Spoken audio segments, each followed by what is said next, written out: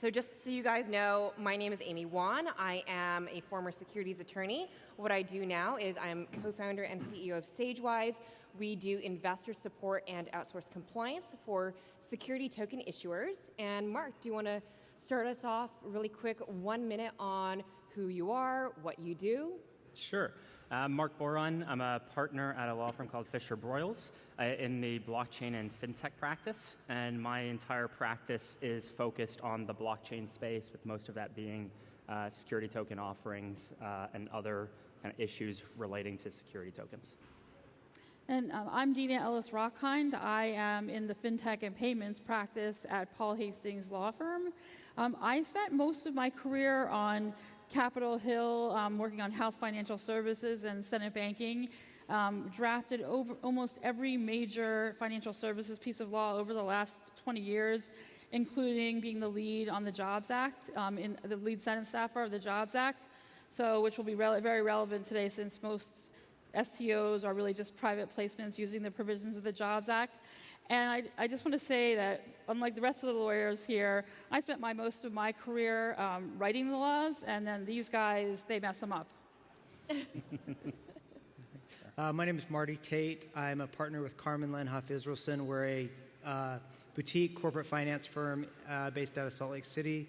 I was one of the early crowdfunding lawyers. That's how I met a lot of these people here, including Andrew and Alon and Jor. And about 2 years ago, at an event like this, or maybe one of these events, the buzzword went from crowdfunding to ICOs and tokens, and I was kind of swept up in that, and it seemed like after that my practice just took a big pivot towards token offerings, and have been involved in that space along with other securities offerings since that time. So. I'm Andy Elson. I'm the Chief Counsel for FinCross International. We're an investment bank licensed out of Mauritius.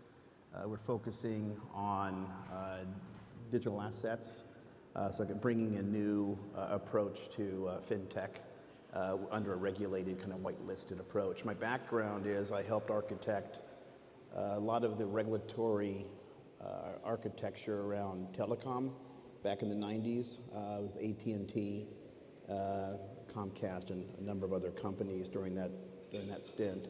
So I feel like I've been here before. This feels very similar with new technology, regulations that aren't quite fully developed, everyone trying to figure out how to approach the marketplace from a regulated standpoint. Fantastic. Okay, so although I do want to stick to the topic of STOs, and not necessarily ICOs, or apparently the new thing is IEOs, right? I know that a lot of you guys are just burning to talk about the news from the SEC last week. So let's maybe start off with that. So the turnkey jet no action letter. So this was a no action letter that basically allows for the sale of blockchain-backed assets in the form of tokenized jet cards. Do we have thoughts? Marc, do you want to start us off? Sure. So if you kind of walk through the facts underpinning that no action letter, essentially what you see emerge is something pretty similar to a stable coin that is going to be escrowed by an FDIC bank. And when you think about that in the context of the guidance that we needed to see from the SEC, it's not necessarily all that helpful in that I think most attorneys would have told you that if you layer on creating a stablecoin on top of only keeping it within whitelisted wallets within a platform, and then you put that on top of everything else that was kind of listed in there, it's kind of like protection over protection over protection. Oh, you got it on a private permissioned ledger. All of that is kind of like, okay, you got to really hit someone over the head for them to reach a different conclusion. So I don't think it was really all that helpful. But I guess when you look at that company specifically, there's a lot of concern over whether your token is a security or whether it's going to be regulated some other way. And this is at least something that they can go and give reputable brokers and other kind of participants in their network to say, hey, you could come participate in this network and not be worried about it, because at least from the SEC's perspective, they're at least not going to recommend an enforcement action against us. And so that could give a lot of participants in the network comfort, notwithstanding the fact that I think for us, it's not necessarily all that useful. Yeah, it was a very dull letter. I remember I had people messaging me, like all these technologists messaging me, like, oh my gosh, have you seen this? And I read it and I was like, yawn, like nothing we didn't already know, right? And anyone else want to comment on it? Yeah, I mean, I'd like to comment. I mean, I think the SEC overall has tried to be, move slowly, and there are some good things about that. There are some bad things about that. But I think on this letter, the most important thing about it is that it was the first letter. Mm-hmm. That being said, to me, it read like, the sky is blue, the grass is green, and my thought was, I hope that, and I'm sorry if I offended anyone in the room, but I hope that, Turnkey didn't spend too much with a securities lawyer, and maybe they should spend more time with somebody in the money transmission space instead. One thing that I thought was interesting about it is, like Dina said, it is progress. It's something, because we haven't received a no action letter yet, so that was something. The other thing is, in reading the request for the no action letter, this is something that will help this industry, that will help this business or this company specifically. So we can look at it as security lawyers and say, yawn. I had a client text me and say, oh my gosh, did you see this? What does that mean for us? And I texted back and said, it means the exact same thing it did that I told you 2 years ago.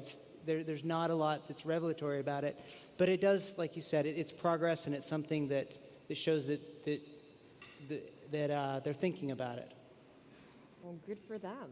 How about this new framework on digital assets? Or actually, does someone want to maybe take 30 seconds first and just explain it or go over the major points? Sure. I can take it. So essentially, if you go back to, I believe it was July of last year, Director Hinman had kind of a speech that kind of laid out this concept of kind of this, securities going to non-securities, and laid out, like, at the end of it, quite a few elements that you're going to consider in evaluating it. And this framework is essentially a more robust version of that essentially takes every prong of the Howey test and walks through it in the context of a digital asset to kind of give a framework within to which you can analyze whether a digital asset is going to be considered to be an investment contract. And it did it both for the original issuance of that digital asset, as well as for a digital asset that is already out there as a security, and what additional considerations you should look at to determine whether it's still considered a security or not. Fantastic. Want me to go next? Sure. So I think the framework is, very interesting. I think, for one, it does, compared to the original Hinman speech, it is in a plainer English. I wouldn't say that it's more understandable for an entrepreneur or a technologist to understand the language in it. That being said, it does, it introduces new concepts like the active participants. But I think there actually is something that's very meaningful in the framework, and that is this notion that a security can morph into something else. Because I've always thought there's always the offering, you can't get around that, and I don't think that there's anything that rebuts that, but that, it's really then you're doing a commercial sale. So, the question is really, is the SEC trying to deal with the legacy issues for things that were pre-DAO? Or is the SEC coming up with this notion that a security can actually morph into something else? And if that's the case, to me, it seems that we would need some kind of new disclosure regime. Maybe it's by the industry, maybe it's through the SEC, because even me, 2 years ago when I started at my law firm and my first client was in this space, I bought one Ether, just to get a feel for things, and I was like, do I have equity in Ether, or do I in the platform, which is the largest one out there, or do I have Ether? So I think we would have to invest. We would have to, investors would have to know sort of what they're getting into. Lastly, the other thing is it's very clearly laid out that you cannot be a security and a utility at the same time. So I think that's a pretty significant thing, as well as the fact that if you're doing, proof of stake type of work, it says you cannot be an active participant. So there are some companies that are active participants that are clearly doing proof of stake work that will have to hand that work over to third parties. So I do think that this is even though it raises more questions in a lot of ways, I see it as significant. Great. One thing that just add, the footnotes is the part that nobody reads, but the footnotes there were actually really valuable. Like there's one on airdrops that talks about airdrops potentially being securities. And the interesting part there is you haven't really seen the SEC dig into that, into distinguishing what constitutes a sale versus what satisfies the first prong of the Howey test being, what's an investment of money. And the fact that those are actually two different tests under various case law. And then the other one was its footnote on the common enterprise. And this is, it's been the case in the past that the SEC's view is that the common enterprise is part of the investment of money prong. Even though, if you look at case law, it's analyzed separately. So it's really interesting to see the SEC, take that perspective, and I think many people didn't realize that before. I thought what was interesting, I always look at things from the regulatory agencies at kind of a 30,000-foot level. What are they trying to achieve? In this situation, it seemed very apparent to me that they identified where there was confusion in the marketplace. They really broke it out, and they did talk about all three prongs of the test, but they focused on the profit piece, because I think that's where the most confusion is coming from businesses, and that's what they're hearing. So it told me that they are paying attention, they are trying to put something out in the marketplace where they think there is probably the most significant amount of confusion, and trying to allay people's fears that there is a path forward here for businesses. So I thought that was intriguing where their focus kind of went within the framework. Very interesting. Well, we're all here and part of the security token industry in the U.S. And I just generally feel like within the U.S. we're this tiny microcosm, but there really is this larger security token ecosystem that, we'd like to think the security token industry is U.S. centric, but really it's not, right? So Andrew, I wanted to know if you might be able to speak a little bit about that, because there is a lot happening internationally, right? With all of this, and we were talking backstage, and the way I've heard this explained once is there are really three markets, right? There's the Silicon Valley LA startup corridor. There's whatever's happening on Wall Street, which we have no idea, but purportedly there's stuff happening, and then there's the rest of the world, but specifically Asia. So what's the status on all of that? So what's been interesting is the level of cooperation over in Europe that happens, or Europe and Asia, that kind of happens behind the scenes, where these jurisdictions do actually talk to one another more than you think that they do. They're watching very closely what each jurisdiction is doing. In fact, we went into Mauritius because they had one of the first regulatory frameworks to get the license. What we did find out is that the UK was really using this as a test bed. So they're looking at Mauritius before they go full on and regulate and figure out how they're going to regulate. They are part of that process. They're ambassadors, the parliament, everyone's talking about what's happening. So that group knows that they have a number of jurisdictions watching them very closely on how they're going to develop these regulatory frameworks. So as they put out each type of digital license opportunity, what we have come to learn is that they're much more vetted than I probably originally thought they would be, because we were trying to figure out how we're going to create regulation ourselves to make sure we're that whitelisted approach to the marketplace. But we found out that those countries are talking, and then behind the scenes they were talking to other groups, and then the same regulators within kind of their backdoor channels. It's almost like the lobbies here in the United States. So it's just on a broader scale over there, and then they would all be sharing information, and then we'd see some of the same consistent messages occur through the different marketplaces. There was some timing issues, but you would hear what's happening in one jurisdiction, and then 4 months later, you would actually see something come out of the other jurisdiction that was fairly similar. So it's a lot more congruous than you would think. So that's been really interesting to work within those channels. And then they're getting pressure from some jurisdictions that were too lax are getting some pretty significant pressure from other jurisdictions to do the right thing. And in many cases, I've had discussions with a couple of countries recently on the regulatory side where we think that there's something a regulation that doesn't make a lot of sense for us right now from a business perspective. We're trying to understand the genesis of it. They won't budge off it. I can tell the reason they won't budge off the discussion point is because they're being held to a standard and they're doing certain things for the greater marketplace. How about, the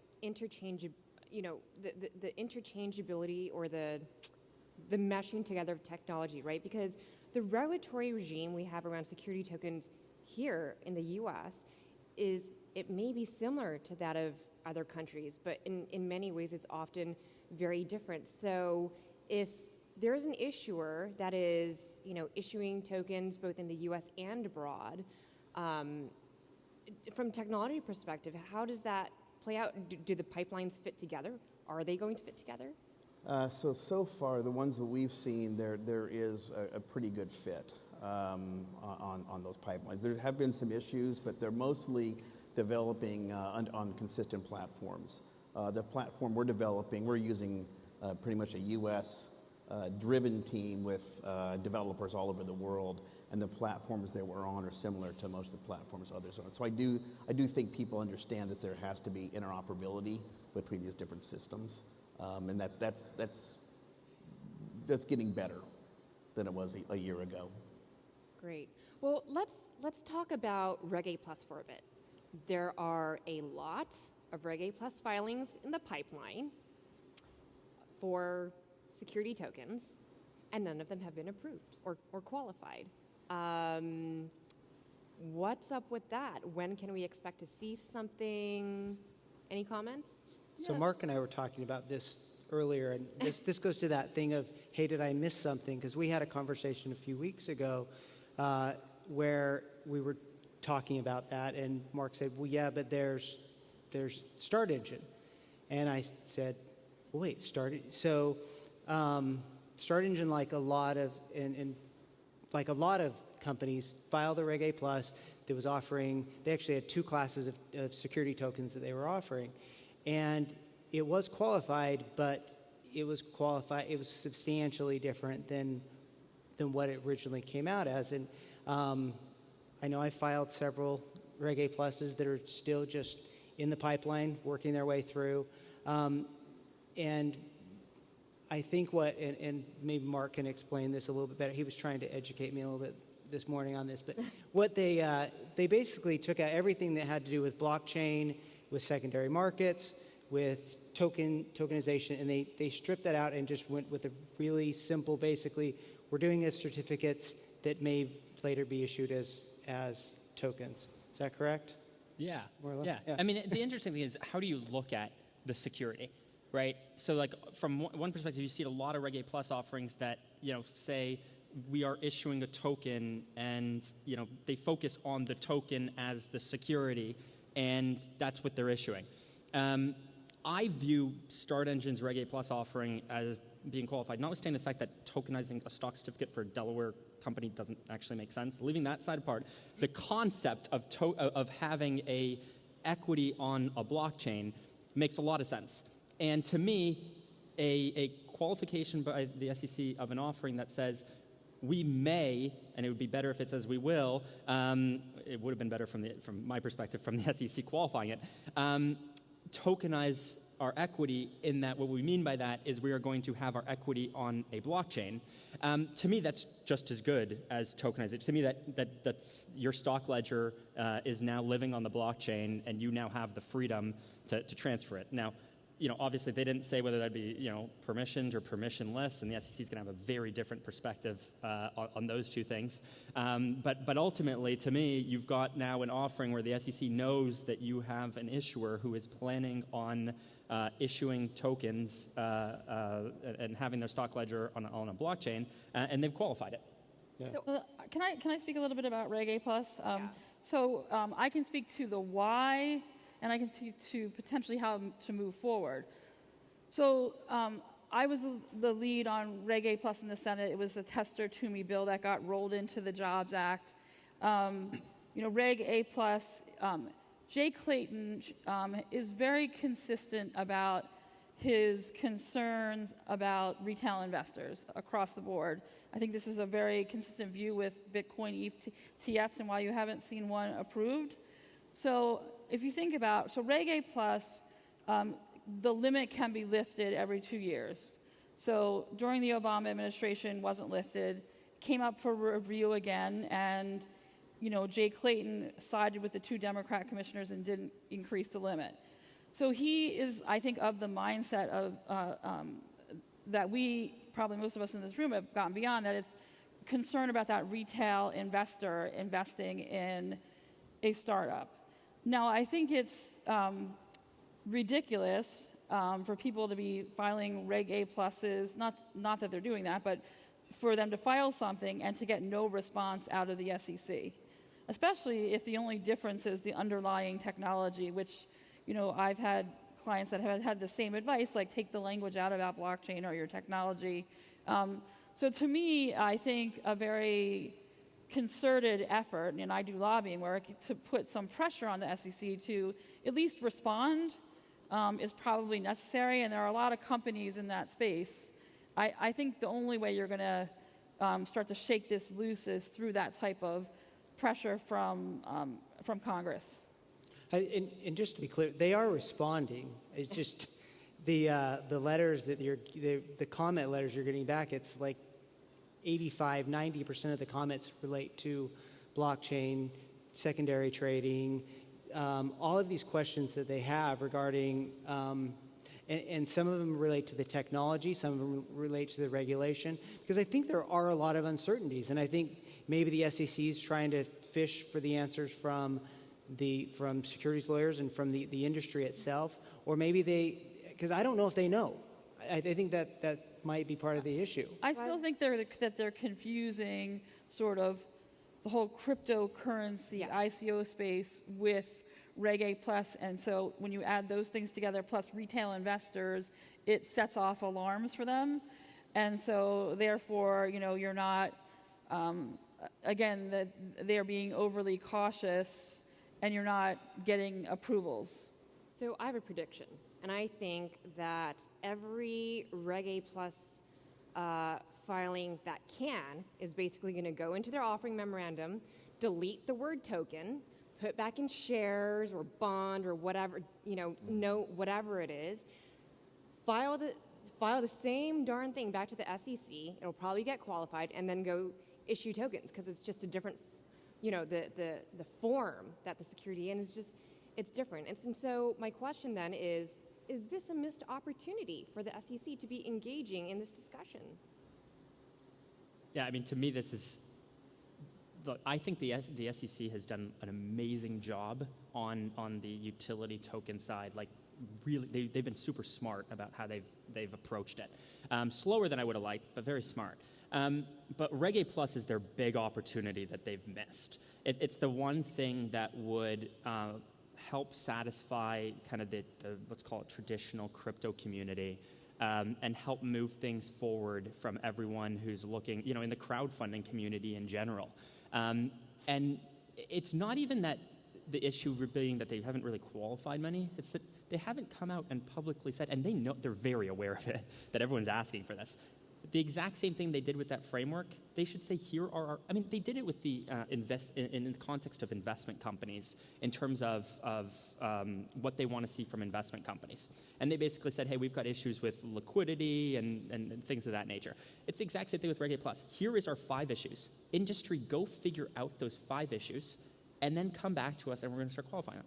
The fact that they haven't done that is, in my opinion, a huge missed opportunity. Well, and I think that's the key, is going to the industry, because I don't think they know. I don't think they have the answer. I mean, even thinking, I know that in talking with like Joan at Computer Shares, they're trying to help solve some of the problems the SEC has, because the industry has to match up with the regulations, and I don't know if the SEC quite understands, or if anybody quite understands how those things are going to mesh. But I think it is a missed opportunity, because, and I think it will come around. Like I said, I mean, I'm the first person that's going to do just what you said, and say, change everything to just back to common shares, and then we'll get it qualified and look at it down the road. But it would be nice, because you have some really sophisticated issuers, some great attorneys that are filing these offerings, that we could kind of all be working together. And we're talking and saying, okay, how did you deal with this? How did you deal with that? It could be a great opportunity for them to create, like you said, a framework to get this done. I was going to say, the SEC and FINRA are advising people to take out all the language having to deal with blockchain or any of those, or distributed ledger. So that's what they're being advised to do, is like take that out, and then people are just doing Reg A's and then, using new technology. I mean, it's not. I have people come to me, they want more of a comfort level than that. And I do think the SEC, they're traveling around the country because the technology is changing so rapidly, and they're having forums, et cetera. They have something even going on today. And I think this is one where, when you have a really solid one, where you just have change in the underlying technology, it's one where you go in and you talk to senior players at the SEC and FINRA, and if you don't get anywhere, as I said, you go to Congress to put pressure on the agencies to, make a decision on this. I want to jump back to an issue you just mentioned in your response, Marty, which is how the technology and how we're architecting security tokens, how much that is actually aligning with, the rules and regulations that exist today. So my question to the panel is, the state of the security token technology today. Have we coded all the rules and regulations to a sufficient degree? Yes or no? And if not, what's still missing?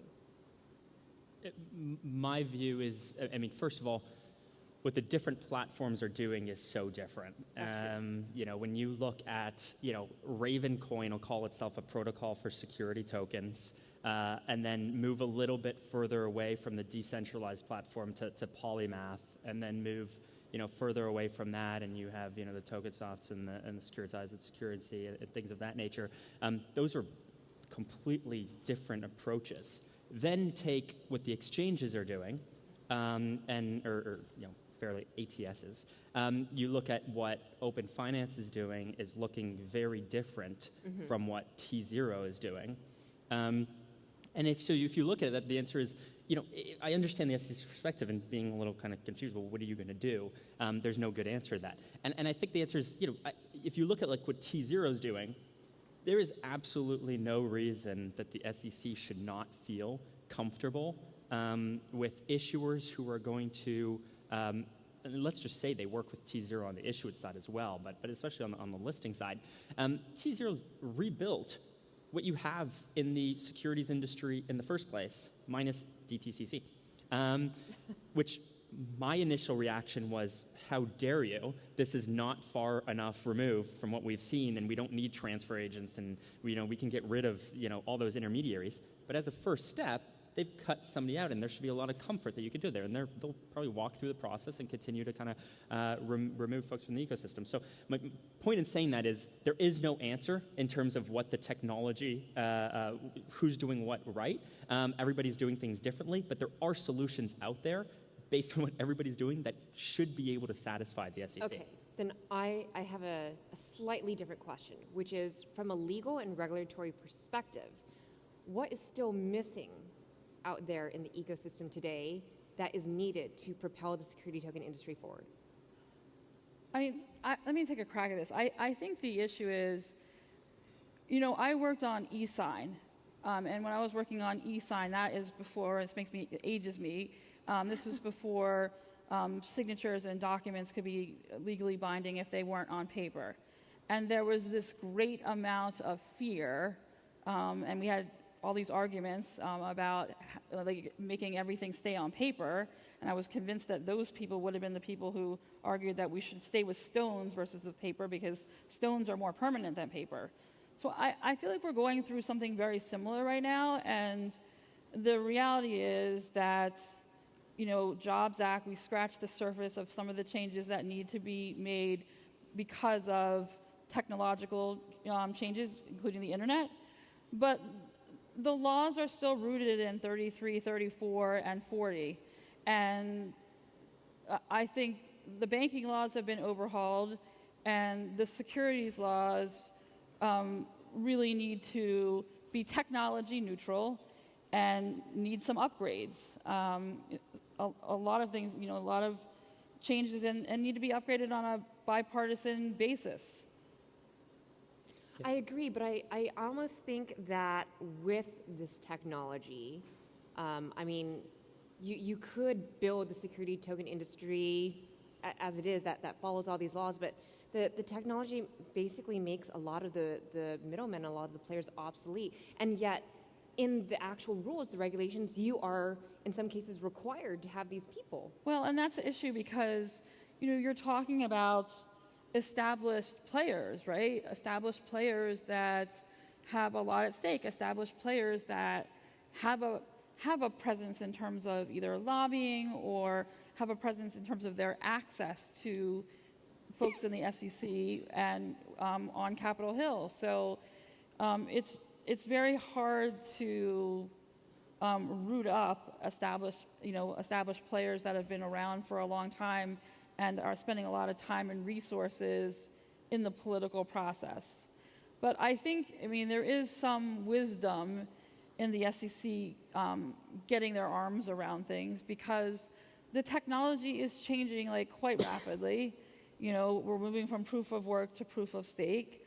I have a client that I know I'm not a technologist, but has quantum resistant distributed ledger technology. So I think the laws haven't kept pace with the times that we're in and the information flow, but we want to make sure that we don't pick winners and losers and lock the technology into place where it is now, because I think the transformation that's occurring, that when we come back here a year from now, we're going to be talking about totally a whole new set of issues. And to piggyback on what Dina said, in terms of what regulations we're looking at, I don't know that. Sure, we'd love things to change. I think on the issuance side, we'd love it to be more open. We would love for the Jobs Act to have gone further. But that one's not really the major problem. I think the where we're talking about being rooted way back when really comes down to the secondary market, where we really haven't had that much activity in the private markets ever, and the laws just frankly don't really work for that. The question is whether the SEC ever wants the laws to work in a way that creates an efficient market for, the private markets, because that's not the intention. And so kind of that needs to be completely redesigned for the private markets to actually work as efficiently as we would like. I like what the SEC has done with the Innovation Hub. They're really trying to understand the marketplace. I haven't seen other agencies put together a group like that's really focused on trying to understand the businesses. And now, how are they going about it? The fact that that's in place is meaningful. Whenever I've been in front of regulatory agencies, they always ask about the business because they don't know what they're regulating in most cases. And the technology moves so quickly that it's almost impossible for them to stay ahead. It's really incumbent upon this industry, if it wants to move this along, to educate them as best they can and cooperate the best they can to at least identify what the priorities are from a regulatory standpoint and where the technology is going. They really need to talk to the entrepreneurs more and spend time understanding, because things are shifting so quickly. By the time they regulate something, it's shifted off to something totally different. So that is a perfect segue into a question I want to ask Dina, which is, given all your experience with regulators, with Congress, what should the people in this room be doing to help those in government move this stuff forward? Okay, so of course I'm going to say hire me. No, I'm just kidding. So, I know people, they don't always understand how Congress and the agencies operate. And, first I'll explain a little bit about how they think and then how they interconnect. So, most people that work on Capitol Hill, there are people who are lifers that spend most of their time up there, but most people are young and in their 20s. And they haven't had experience, they're poli-sci majors and lawyers. They haven't had experience in the private sector. And so, yes, there are times when it comes to like national security that you come up with ideas for the good of the country.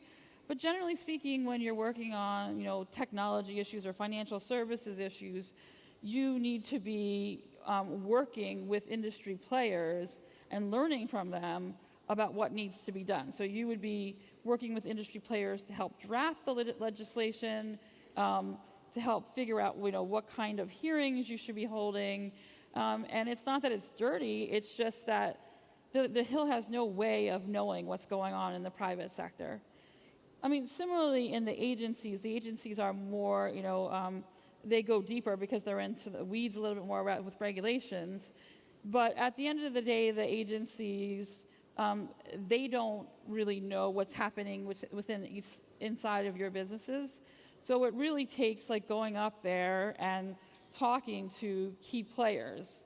Now, the Hill, the one thing I want you to take away from this that a lot of people don't get, and this is attorneys too, is that the Hill and the agencies are very much interconnected. And when I say that, I mean that a lot of times, if the Hill is going to move forward with something, they want the blessing of whether it is the SEC, CFTC, or they want advice on what direction to go. And the same goes vice versa, that, the SEC may want cover or some direction from the Hill, or the Hill may, give them direction whether they like it or not. But on a concrete level, there's just this complete interconnection from a staffing perspective. So, all of these agencies, and we have the alphabet soup in the United States, are chock full of people that used to work on the Hill. And so the SEC is a terrific example because Hester Pierce, who, by the way, made comments today about guidance is kind of secret law, right? Because guidance doesn't need approval of the commission. So, Dina, the folks in this audience, how should they be interacting with the SEC?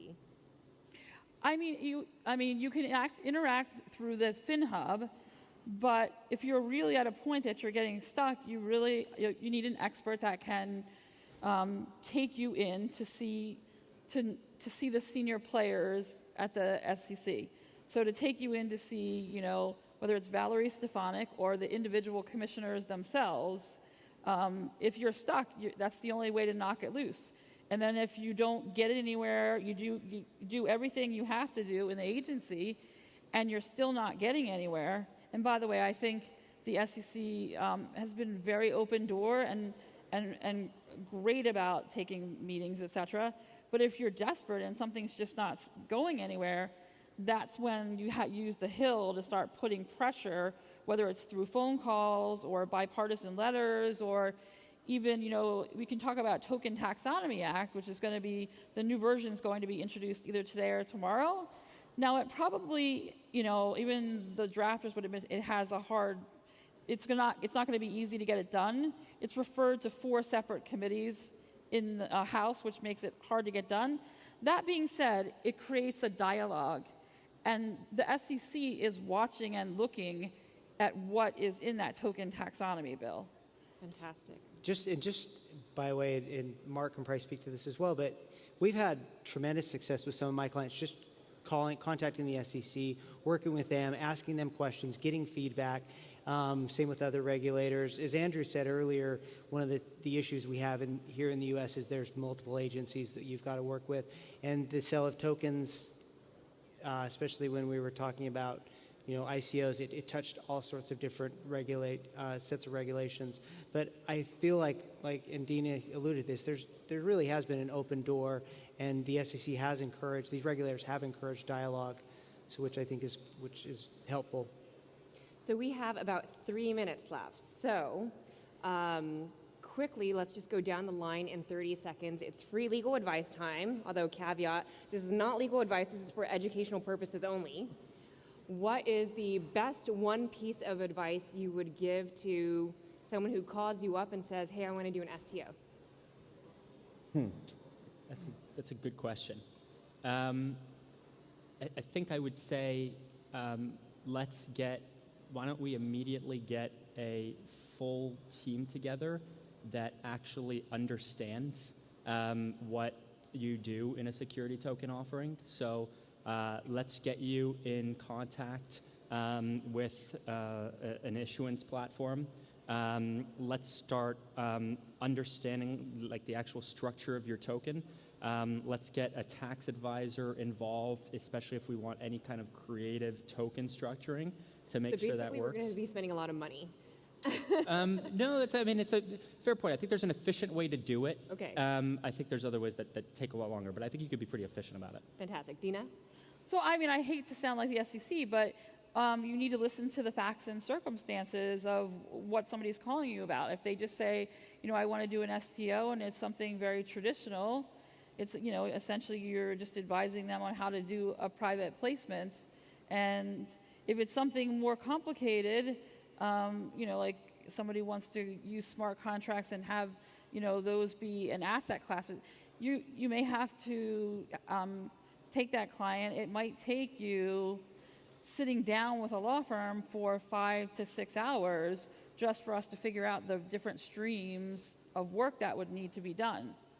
Let me just make one more comment of advice is, for the folks on the ATS side, if you want to become an ATS that's registered or with the SEC and has approval from FINRA, et cetera, you have to be very specific in your filings.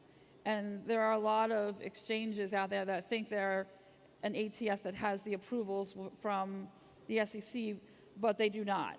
So anyone that comes to me on the ATS side, it means we have to have a give and take for no matter what. If you were in a private broker-dealer, whatever it is, you're going to have a conversation with the SEC, and you're going to be required to build back office things that aren't typically in the private space. Fantastic. Marty? So about a year ago, I was getting multiple calls a day of people wanting to do initial coin offerings. Everybody wanted to do an ICO, and I would spend hours asking them why, and a lot of times talking them out of it and moving more towards a traditional securities offering.